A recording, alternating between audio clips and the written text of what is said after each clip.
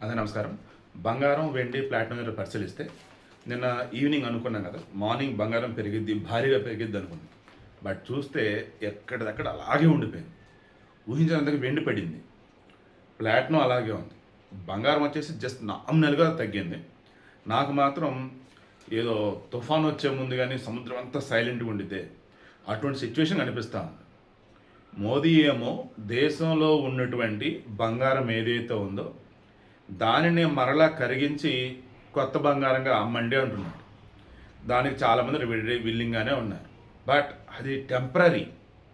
Imports ఏమో తగ్గాయి.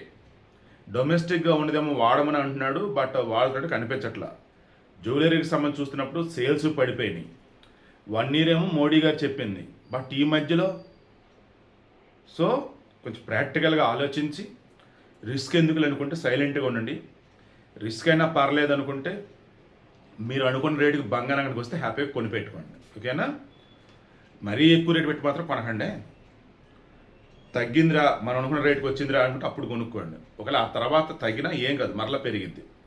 So ఇప్పుడైతే జస్ట్ నామినల్గా అంతే 110 రూపాయలు తగ్గింది. 24 క్యారెట్ గోల్డ్ 10 గ్రాములు 1,52,110 రూపాయలుగా ఉంది. అప్పుడు గ్రామ్ వచ్చి ఎంత 15,611 రూపాయలు. 22 క్యారెట్ గోల్డ్ 100 రూపాయలు తగ్గింది 10 గ్రాములకి.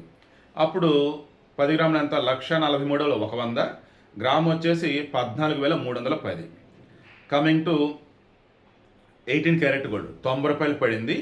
1,17,080 రూపాయలుగా ఉంది 10 గ్రాములు. దెన్ గ్రామ్ వచ్చి 11,708 రూపాయలు.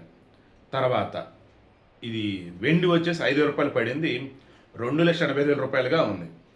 ప్లాటినం అది కదల్లా 59,380 రూపాయలుగా ఉంది. దెన్ అప్పుడు గ్రామ్ వచ్చి 5,938 రూపాయలు. సో ఇది ఇవాళ ఉన్నటువంటి బంగారం, వెండి, ప్లాటినం ధరలు.